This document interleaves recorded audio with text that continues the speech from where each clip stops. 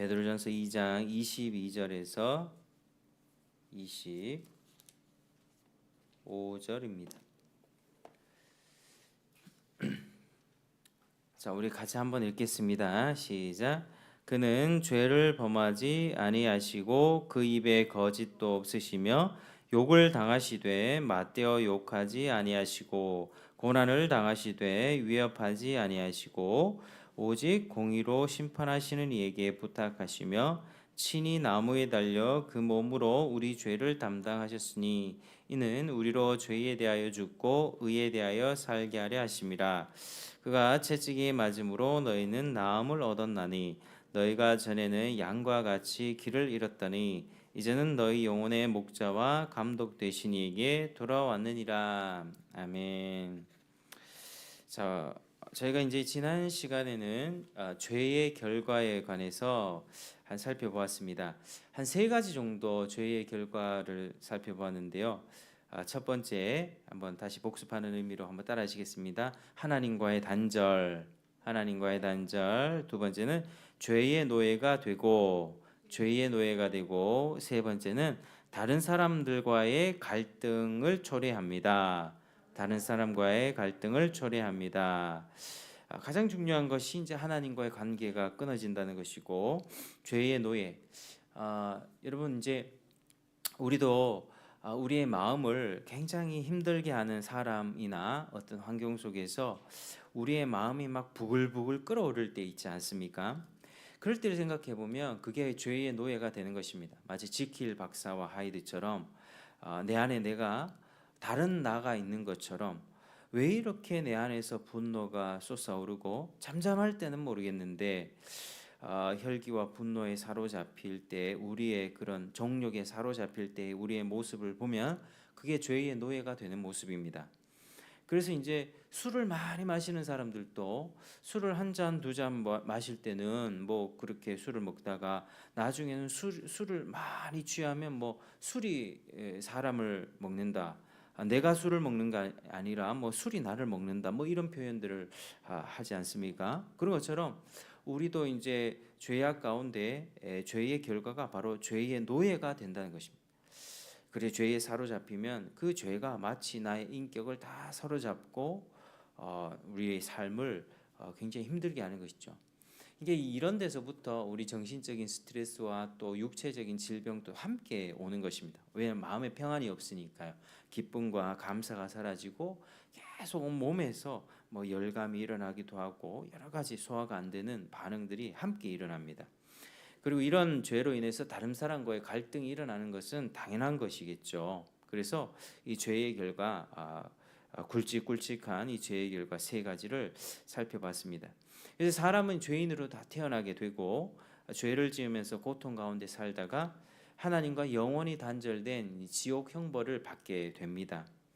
그런데 참 많은 사람들은 그저 이러한 부분들 내가 죄를 짓는다는 부분들을 잘 생각하지 않고 그냥 표면적 만족과 즐거움을 구하면서 삽니다. 죄인은 필히 하나님께서 채워주시는 그 만족감이 없기 때문에 다른 것을 자꾸 구합니다. 내 눈에 즐거워하는 것, 내 입맛에 맛있는 것, 또 나의 말초적 감각을 즐겁게 하는 쾌락들, 그게 뭐 직장일 수도 있고 정욕일 수도 있고 인간관계일 수도 있는데 그런 것들을 세상 가운데 자꾸 구하는 것이죠. 나의 내면은 지금 썩어서 문드러져 가고 있고 골마 터져 가고 있는데 그건 전혀 보지 못한 채 그저 덮어 놓는 것입니다. 회칠한 무덤처럼. 그래서 우리가 우리의 내면을 잘 살펴보고 우리가 기독교인이 된다고 하는 것은 쉽게 되는 것이 아닙니다. 이제 나의 하나님 앞에 내 모습을 직면하면서 이 괴로운 과정인데요. 내가 정말 이런 존재구나. 이런 악한 부패한 우리 신학적으로 인간은 전적 부패했습니다. 지식적으로는 많이 들을 수 있습니다. 인간은 전적으로 부패했습니다. 전적으로 무능력합니다. 신학교에서도 배우고 교회에서도 건전한 장로교 개혁주의 신학에서는 인간의 전적 부패를 그렇게 말합니다. 근데 내가 전적으로 부패했다는 것은 잘 알고 잘 깨닫지를 못하는 것입니다. 그래서 이제 그러한 깊은 부분, 마치 빙산의 일각처럼 빙산의 위에 솟아나온 그 부분에 아주 밑바탕에 큰 빙산의 밑에 부분들이 있는데, 그런 부분들을 덮어둔 채 그냥 위에 표면적인 즐거움만, 나는 괜찮다, 즐겁다, 다른 사람들과 비교해서 나의 약점을 드러내지 않고 그렇게 사는 것입니다. 결국 이 죄인은 자기가 그렇게 살면서 죄에 대한 대가를 전부 책임져야 하고요, 절대로 스스로 구원할 방법이 없습니다. 그래서 자기 죄로 죽어야만 한다. 지금 이 세상에서도 비참하게 사는데 결국엔 죽어서 영원한 비참한, 이것이 결코 피해갈 수 없는 비참한 현실이라는 것입니다. 그래서 우리가 기독교의 이 진리를 배울 때에 이 인간론, 죄론을 배우면서 죄인은 비참하다는 사실을 지식으로 배울 뿐만 아니라 내 삶의 경험을 통해서도 우리는 좀 생생하게 깊이 좀 느껴야만 합니다. 어떤 문제가 딱 발생했을 때 네 탓이잖아, 상대방 탓을 하거나 환경 탓을 하는 것은 이게 덮는 겁니다. 내 문제가 아니라 다 나를 둘러싼 주변 사람들이 다 문제인 것입니다. 근데 결국에는 내가 문제인데 그걸 보지 못하는 것이죠. 그래서 이 기독교는 이 죄로 인해서 비참하고 골마 터지고 파괴되고 찢겨지고 참 그렇게 인생이 지옥으로 가는 그 인생을 하나님께서 불쌍히 여기셔서 그런 죄인을 구원하는 종교가 바로 기독교입니다. 죄와 사망의 그 강력한 힘으로부터 사람을 구원해 내는 것이 기독교입니다. 그래서 이 일을 위해서, 이 구원의 역사를 위해서 하나님이 그리스도를 통해서 어떤 일을 하셨다, 이것이 기독교의 진리인 것입니다. 마태복음 1장 22절 1절 아들을 낳으리니 이름을 예수라라. 이는 그가 자기 백성을 그들의 죄에서 구원할 자이심이라. 누가복음 19장 10절 인자가 온 것은 잃어버린 자를 찾아 구원하려 함이니라. 아멘. 자, 우리가 앞에서 봤듯이 죄에는 이 세 가지 아주 중대한 결과가 있으므로 구원은 이 세 가지로부터 모두 해방시키는 것입니다. 그리스도를 통해서 우리 첫 번째, 하나님과의 끊어졌던 관계가 회복될 수 있습니다. 하나님과의 관계, 다시 우리는 하나님의 양자로 입양될 수 있습니다. 또 우리는 거듭나서 새 성품을 받는 것입니다. 새 마음을 받아서 이 도덕적인 부패의 굴레로부터 해방될 수 있습니다. 죄의 노예로 살았던, 절대로 죄를 이길 수 없었던 그 사람이 새 마음을 부여받고 그 죄 앞에서 회개하고 하나님 앞에 새로운 마음을 부여받으니 정욕도 버리게 되고 세상 사랑 버리게 되고 이제 그러한 부패하면서 깨끗하게 되는 삶의 모습을 보이는 것입니다. 오래된 불화를, 정말 인간관계에서 오래된 불화, 이 해결을 할 수 없을 것만 같은 오랜 이 갈등, 해결할 수 있겠습니까? 그런데 바로 예수님의 구원의 능력으로 해결할 수 있다는 것입니다. 왜? 내가 변화되기 때문에. 내가 새 마음을 받으면 그러한 사랑이 일어나게 되고 그로 인해서 그 갈등도 해결해 낼 수 있다는 것입니다. 그래서 그리스도가 구원을 가능하게 하신 방법은 이제 세 가지가 있는데요. 첫 번째는 예수님이 죽으신 것이고, 두 번째는 성령을 주신 것이고, 세 번째는 성령을 주심으로 인하여 교회를 세우셨다는 것입니다. 그래서 이 세 가지가 있는데 오늘은 첫 번째를 살펴보고 우리 다음번에는 성령 주심과 교회를 세우심에 관해서는 다음 주에 살펴보겠습니다. 자, 오늘 첫 번째 그리스도의 죽음에 함께 살펴보겠는데요. 자, 그리스도의 죽음과 관련해서는 우리 화목이라고 하는 의미를 알아야만 합니다. 화목. 자, 화목이 무엇입니까? 화목은 서로 갈등하고 있는 두 편이 하나로 되는 행위 또는 하나됨을 이루고 유지하는 상태를 뜻합니다. 자, 바울은 이 화해를 주님이요 구주이신 그리스도를 통해서 얻었다, 그렇게 말씀합니다. 그래서 우리의 노력으로가 아니라 주님으로부터 값없는 선물로 이 화해를 이루었다. 죄는 어떻게든 분리를 낳습니다. 하나님과의 분리, 인간관계의 단절, 그리고 내 자신이 싫은 거죠. 이런 모든 분리를 낳지만 십자가는 화평을 낳습니다. 유대인과 이방인을 하나로. 오래된 불화된 부부관계를 하나로, 부모 자식 간의 갈등도 없애고 하나로 연합하게 합니다. 죄는 하나님과 인간 사이에 큰 간격을 만들어냈지만 십자가는 연결하는 다리를 놓았습니다. 죄는 교제를 깨뜨렸지만 십자가는 완전히 회복시키셨습니다. 그러면 우리가 구원을 얻는데 십자가가 반드시 필요한 것인가? 우리 질문할 수 있습니다. 십자가가 반드시 필요한 것인가? 우리 여러분들은 어떻게 생각하십니까? 다른 방법이 있습니까? 다른 방법이 없습니다. 없습니다. 기독교에서는 십자가가 구원의 중심이라고 그렇게 말합니다. 예수님이 죄를 위한 제물로 죽으신 사건이 성경의 중심 주제입니다. 그런데 이 사실을 알기 위해서는 구약을 좀 이해할 수 있어야 되겠죠. 자, 구약의 종교 행위는 처음부터 제사를 드리는 것이었습니다. 아벨이 제사를 드렸고요. 그 이후로도 여호와께 제사를 드리는 자들은 항상 제사를 드렸습니다. 그러다가 시내산에서 모세를 통해서 율법을 받고 또 언약, 하나님과 이 이스라엘 백성 간의 언약이 맺어진 이후로는 그전에는 자발적으로 드렸습니다. 아브라함 때 자발적으로 드리고 그렇게 했었는데 이제는 하나님의 명령으로 의무화 되었습니다. 그 율법에 딱 명시가 되어 있죠. 그래서 유대인들은 5가지 제사, 번제, 소제, 화목제, 속죄제, 속건제, 이 5가지 제사뿐만 아니라 또 매일 드리는 상번제가 있습니다. 아침 저녁으로 제사를 드린 거고, 아침 저녁으로 매주 안식일 제사, 그리고 매월 월삭 초하루 제사, 또 매년 특별한 절기, 대표적으로 유월절, 오순절, 장막절 혹은 초막절, 이게 다 같은 말입니다. 장막절, 초막절, 수장절 같은 말입니다. 그래서 이 3가지 절기, 특별한 3가지 절기에 또 드리고 또 다른 절기들 대속죄일이라든지 나팔절 등등의 이런 날에 제사를 드렸던 것이죠. 그래서 유대인들은 그 제사를 통해서 뭘 배웠겠습니까? 하나님이 뭘 가르쳐 주려고 했겠습니까?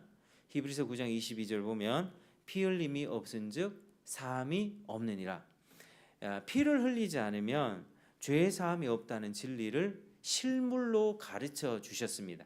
그러니까 구약의 성도도 하나님의 백성들은 피를 늘 흘리면서 우리 죄를 지었을 때 그 짐승을 잡아서 짐승의 머리에다가 죄를 전가하고 난 다음에 짐승을 잡고 피를 흘려서 뿌리고 성소에 들어가는 이 계속된 과정을 통해서 피를 흘려야만 죄 용서받구나, 피 흘림이 없으면 사함이 없구나, 이거를 삶으로 체득했던 것입니다. 그래서 이제 구약의 이 제사가 그리스도의 희생 제사를 보여주는 그런 상징이 된 것이죠. 그래서 이제 선지자와 시편 기자는 그리스도의 고난을 예언했습니다. 시편은 수많은 구절들, 스가랴나 특별히 이사야 같은 데는 이사야는 종의 노래, 이사야 53장의 고난받는 종 등의 이런 기사들을 통해서 이제 그리스도가 고난받고 죽어야 된다는 사실, 그러니까 결국 피 흘려야 된다는 사실을 예언했던 것입니다. 그들의 삶 속에서 짐승을 잡아서 피를 흘려서 하나님 앞에 용서받던 그들에게 주어진 예언은 예수님이 피를 흘려서 이 속죄를 이루실 것이다. 그래서 예수님은 이제 실제로 이 땅에 오셨을 때에 자기의 운명을 알고 계셨습니다. 성경이 자기에 대해서 얘기하고 있다는 것과 또 구원이 자기를 통해서 이루어지게 된다는 것을 예수님은 누구보다도 잘 알고 계셨습니다. 그래서 그에게 특별히 다가오는 고난에 대해서는 더욱 그래했고 제자들에게도 거듭거듭 반복해서 가르쳐 주셨습니다. 인자가 대제사장들과 서기관과 장로들의 손에 넘겨져 고난을 받고 죽임을 당할 것이지만 3일 후에 살아날 것이다. 고난 당하고 죽임 당한다. 그리고 꾸준히 자신의 때를 향해서 나아가셨습니다.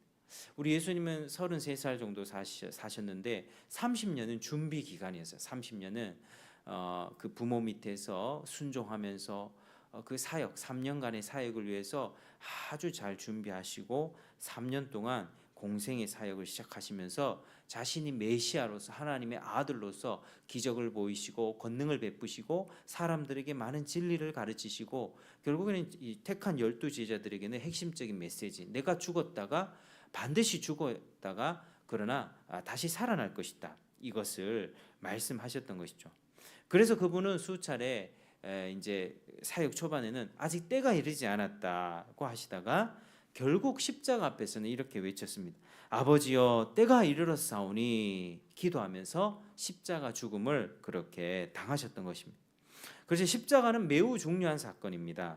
사복음서 기자들은 그분이 죽기 전에 한 주에 있었던 기록과 죽음에 관해서 많은 분량을 기록하고 있습니다. 사도들도 십자가를 매우 강조합니다. 고린도전서 2장 2절에 내가 너희 중에서 예수 그리스도와 그의 십자가에 못 박힌 것 외에는 아무것도 알지 아니하기로 작정하였음이라. 십자가 외에 다른 것 전하지 않겠다라고 바울이 강조하는 것입니다.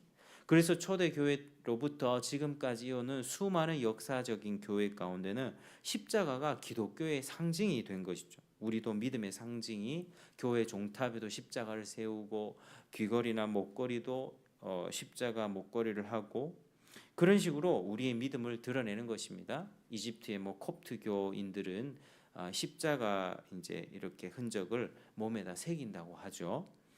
그래서 이제 기독교 신앙은 십자가에 못 박힌 그리스도에 대한 신앙입니다. 십자가 없이는 기독교도 없습니다. 한번 따라하시겠습니다. 십자가 없이 기독교 없습니다. 시작.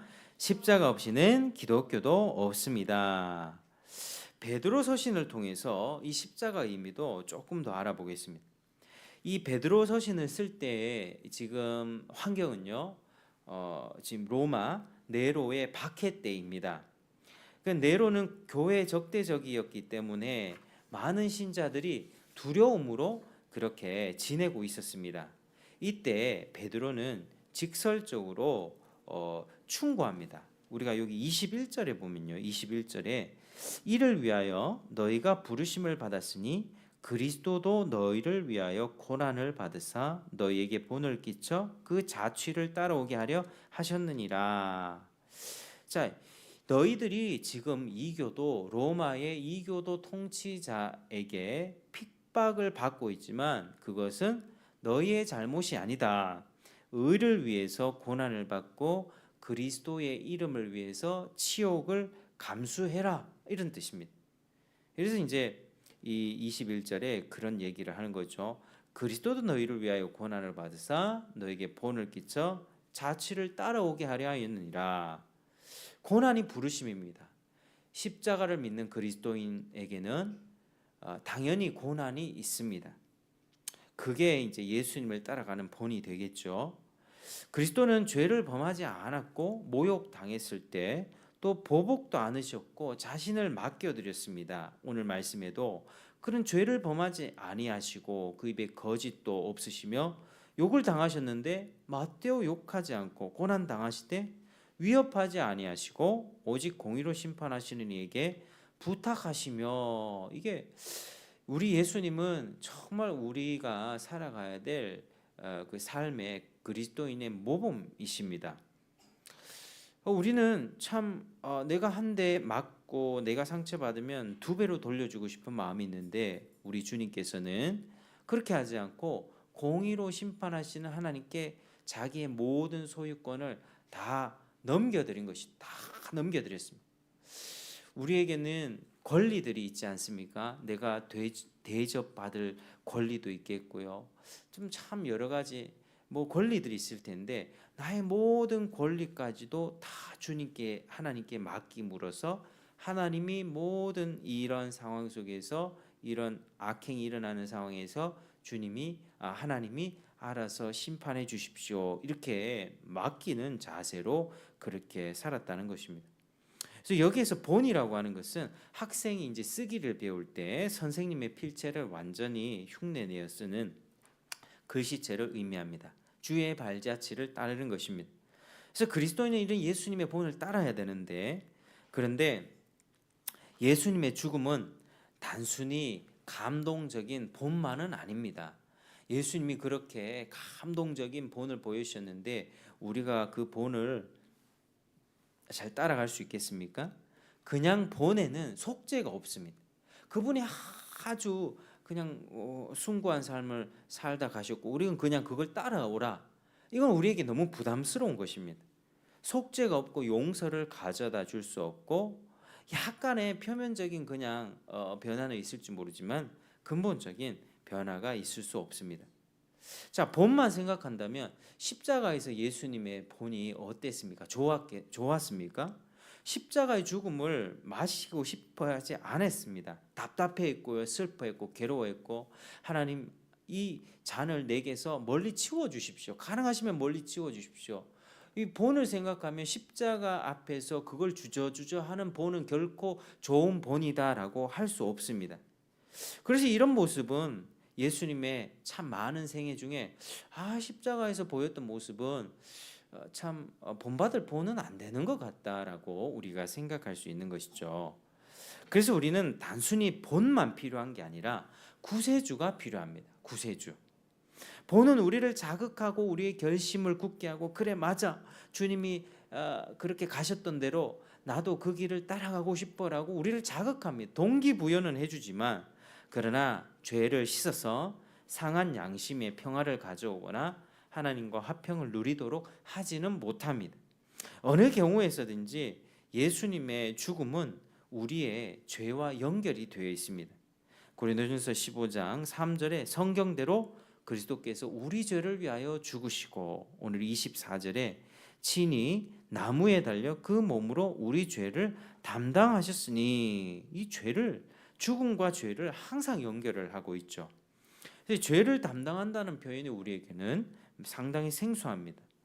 레위기를 읽다 보면 하나님의 법을 어긴 범법자에 대해서 여러 차례에 걸쳐 그는 죄를 담당할 것이니라 이런 표현들이 많이 나오는데 그는 벌을 담당할 것이니라 이렇게 말하고 있습니다. 근데 때때로 다른 사람이 죄인의 죄를 대신할 수 있다는 그런 사상도 나옵니다. 에레미야가 5장 7절에 우리 조상들은 범죄하고 없어졌으며 우리는 그들의 죄악을 담당하였나이다. 이 피의 제사를 보면 이와 같은 사상이 더욱 자세하게 설명이 됩니다. 레위기 10장 7절 이는 너희로 회중이 죄를 담당하여 그들을 위하여 여호와 앞에 속죄하게 하려고 너희에게 주신 것이니라 이렇게 말씀합니다. 이렇게 다른 사람이 죄를 대신할 수 있다. 이것을 구약이 가르쳤던 것이고요. 하지만 이 모든 것은 임시 방편이었습니다. 히브리서에 보면 황소와 염소의 피가 능히 죄를 없이하지 못함이라 이 임시 방편이었다는 것이죠. 그래서 이사야 53장에서는 그리스도가 많은 사람의 죄를 담당할 것이다. 그리스도가 그렇게 할 것이다. 말했던 것입니다. 구약의 제물은 황소, 양, 염소 등이었습니다. 그러나 그리스도는 자신을 희생 제물로 드렸습니다. 구약의 희생 제사는 끊임없이 매일 또 매 시기마다 반복이 되었습니다만 그리스도는 단 한 번에 죽으셨습니다. 그리스도는 아무런 죄가 없었지만 갈보리 십자가에서 죄가 되신 것입니다. 그분은 자원에서 온 세상 죄를 짊어지고 죄에 대한 책임을 지셨습니다. 마가복음 15장 나의 하나님 나의 하나님 어찌하여 나를 버리셨나이까 엘리 엘리 라마 사박다니 이런 절규는 하나님이 죄를 짊어진 그리스도를 버리셨다는 것을 뜻하는 것입니다. 그리스도께서는 한 번도 성부 성자 성령 이 세 위격의 관계에서 끊어져 본 적이 없던 분인데 예수 그리스도는 십자가에서 그때에서는 바로 성부에게 버림을 당했고 우리의 죄가 그리스도를 지옥으로 보낸 것입니다. 그리스도는 우리가 죽어야 할 죽음을 죽으신 것입니다. 그리고 십자가에서 다 이루었다고 외쳤고 구원을 완성하셨습니다. 그래서 구주를 믿고 예수를 자신의 구주로 영접하는 사람은 하나님과 화해할 수 있는 것입니다. 화목이 되는 것입니다. 보이지 않는 하나님의 손이 성전의 지성소의 휘장을 위에서부터 아래로 찢어버린 것처럼 이제는 하나님 앞에 우리가 담대히 들어갈 수가 있습니다. 하나님의 거룩은요 소멸하는 불입니다. 모든 강렬한 태양빛에 가까이 가면 갈수록 어떡하죠? 모든 물질이 다 타버립니다. 다 불에 없어집니다. 그 불의 온도가 너무나도 높기 때문입니다. 그런 것처럼 하나님의 거룩은 태양빛보다, 태양을 창조하신 그분의 거룩은 더욱더 강렬하게 모든 죄와 악과 부패는 다 소멸시킬 것입니다. 그래서 이제 예수님이 재림하시면 첫 번째 세상은 다 불에 풀어진다, 이렇게 말씀하고 있는 것이죠. 그렇지만 이 하나님과 화해를 이룬 인생은 하나님의 거룩이 더 이상 부담이 아니라 그것이 우리에게 거룩의 생명이 되고 삶의 활력이 되는 것입니다. 에너지가 되는 것입니다. 모든 신자들에게 천국 문을 완전히 열어준 것입니다. 자, 오늘 우리가 이제 십자가의 의미에 대해서 우리가 좀 살펴보았는데요. 죄에 관해서 우리가 지식적으로도 우리가 알아야 되지만 우리 삶에서 우리가 죄를 더 짓게 될 때 우리 자신의 내면을 좀 정직하게 바라보는 그런 성찰들이 있기를 축복합니다. 우리의 본성은요, 행위 언약에 묶여 있습니다. 행위 언약, 하나님이 아담에게 주신 언약이죠. 선악과 다른 거 다 되는데 이 선악과 이건 먹지 마라. 먹으면 반드시 죽으리라. 그러니까 행위로 하나님 앞에 인정을 받아야 되는 의무가 부과되어 있습니다. 죄를 짓기 전에 아담은요. 근데 이 사람이 타락했어도 이런 성향, 하나님 앞에 받은 의무, 그것들은 같이 전달이 됩니다. 그러니까 사람들이 왜 종교를 만들어냅니까? 뭔가 하나님 앞에 내놓으려고 자기의 행위나 선행으로 하나님의 인정을 받기 위해서 그렇게 하는 것입니다. 그게 행위 언약에 묶여 있다는 뜻입니다. 자신의 내면의 추함을 이렇게 깊이 보는 것이 아니라 무화과 나무로 자기의 수치를 가린 것처럼 자기를 보는 것이 아니라 그건 제쳐두고, 불편하거든요, 자기를 보는 것은. 그런데 다른 것은 내가 좀 잘하는 것, 내가 좀 익숙한 것으로 내가 할 수 있는 범위 내에서 뭔가를 자꾸 하려고 합니다. 이게 율법주의죠. 율법주의. 행위 언약에 묶여있는 인간의 본성입니다. 그런데 문제는요, 하나님이 그거 했다고 받아주시면 감사하겠지만 그게 안 된다는 거죠. 왜? 우리 존재 자체가 부패했기 때문에. 하나님은 거룩한 모든 것을 소멸시키는 태양빛보다 더 강렬한 불이기 때문에 우리의 의는 다 더러운 옷 같으며, 이사야 선지자의 고백이죠. 우리가 아무리 착한 것들 내놓고 선한 것들 내놔도 믿음으로 하지 않으면 다 죄입니다. 하나님이 그걸 인정해 주지 않습니다. 그래서 외적인 행위로 하나님을 만족시킬 수가 없습니다. 그래서 때때로 우리가 신앙생활을 하다 보면 우리는 늘 진자 운동을 하는 것 같습니다. 하나님 앞에 은혜로 시작했다가도 이 은혜의 감이 점점 떨어지면 어느 순간 형식적이 되고 나의 행위로서 하나님 앞에 인정을 받으려고 하는 그런 성향들이 있죠. 하나님, 나 기도 1시간 2시간씩 하잖아요. 하나님, 나 이만큼 했잖아요 라고 하는, 자꾸 하나님 앞에 그런 이야기를 하게 되는데, 내가 세워놓은 어떤 기준, 나는 이렇게 살 거야, 목표, 계획, 기준 탁탁탁 세워놓고 그걸 딱 성취하면 그게 너무 기쁜 거예요. 근데 거기 실패하면 그게 너무 괴로운 거죠. 내 안에 율법주의적인 성향과 자기 의로서 하나님을 만족시키려고 하는 성향들은 그런 데서 나타납니다. 그리고 남을 향한 비판과 정죄가 많은가, 이것도 돌아봐야만 합니다. 항상 남을 비판해요.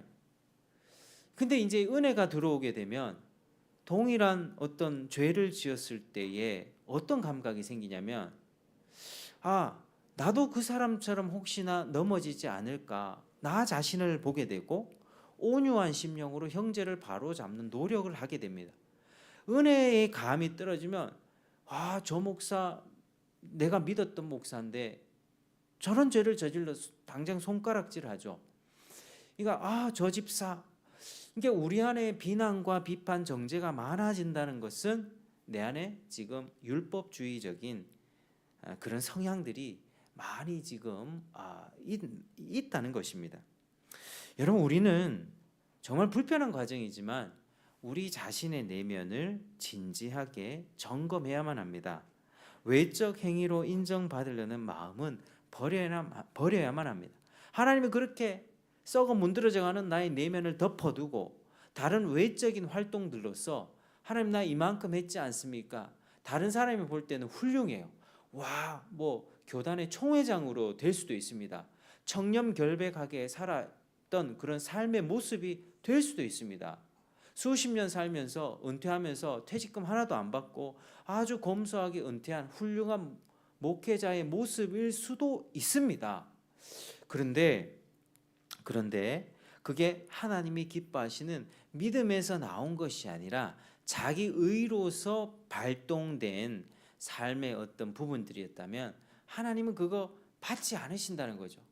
하나님은 우리가 믿음으로 나아갈 때 냉수 한 잔 대접한 것도 크게 쳐주십니다. 그거 나한테 한 거야.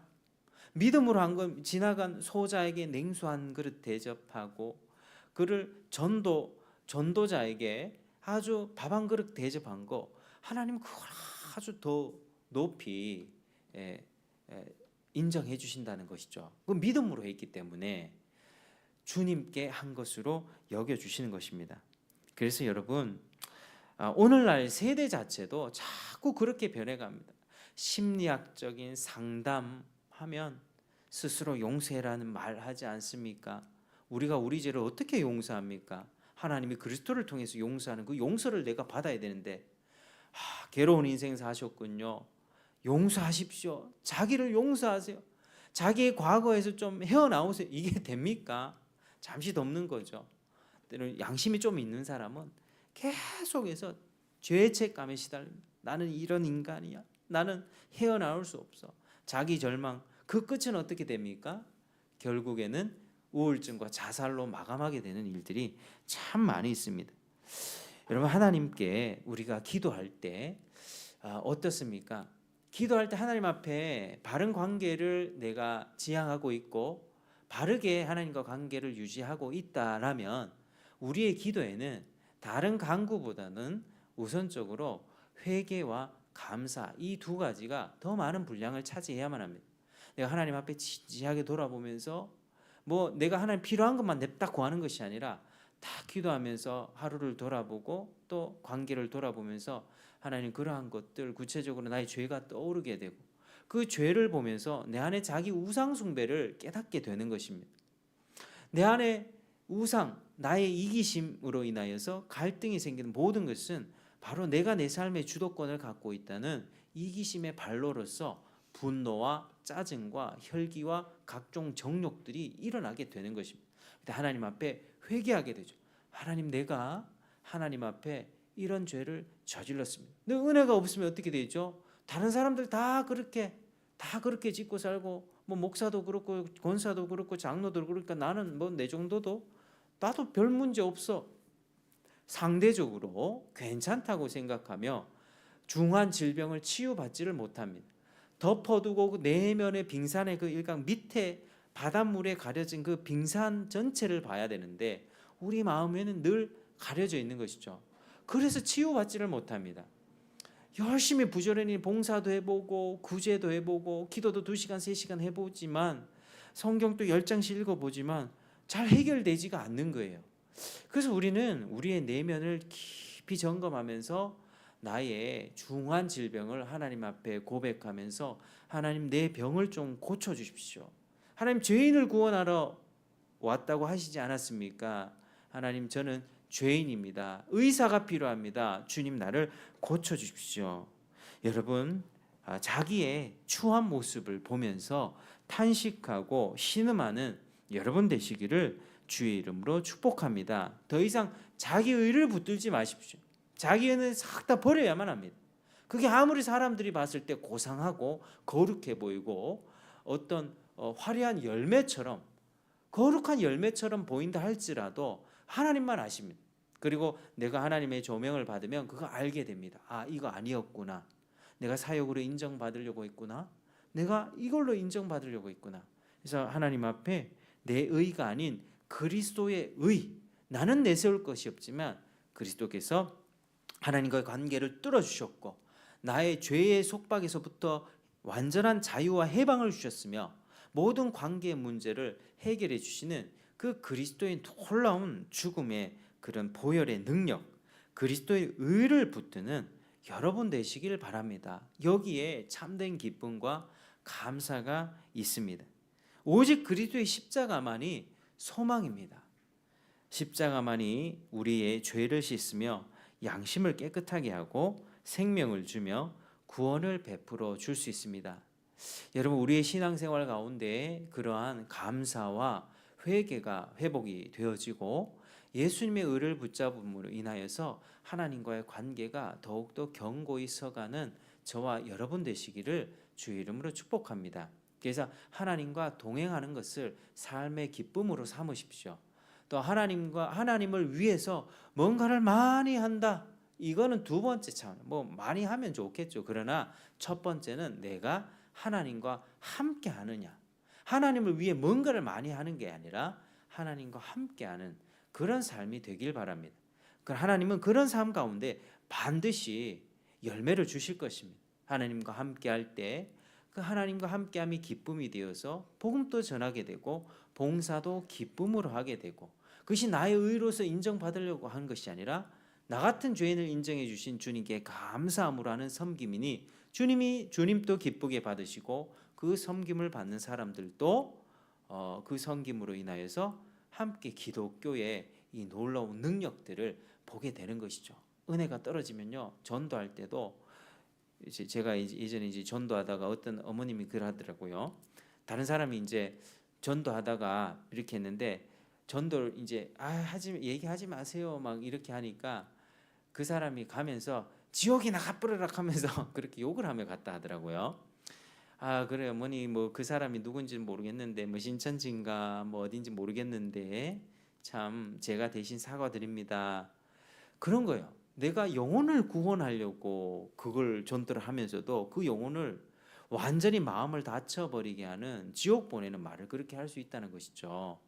그래서 우리 안에 그리스도의 의를 붙드는 믿음으로 또 우리가 하나님 앞에 올바른 관계를 맺고 십자가를 자주 묵상하면서 주님과의 그런 관계를 잘 갖고 가는 저와 여러분 되시기를 주의 이름으로 축복합니다. 이렇게 기도하겠습니다.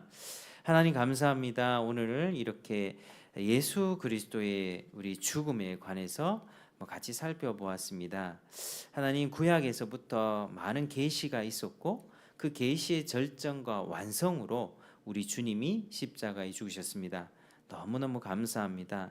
그리고 한편 이 죽음은 우리의 죄와 관련되어 있사오니 이제는 죄를 덮어두지 말고 너가 문제고 당신은 문제고 상대방이 문제고 국가 문제가 아니라 바로 이 감추어 주었던 내 마음의 중한 질병, 암 종양과 같은 그러한 중한 그런 질병을, 나병과 같은 이 질병을 주님이 고쳐주시기를 원합니다. 자기 의를 버리고 그리스도의 의를 붙잡고 우리 주님께 나아가게 하시고 우리 안에 회개의 영이 부어지게 하시고 감사하는 마음이 솟아나게 하여 주셔서 하나님과의 바른 관계를 맺고 주님과 동행하는 신앙생활을 할 수 있도록 은혜를 내려 주시옵소서. 감사드립니다. 예수님 이름으로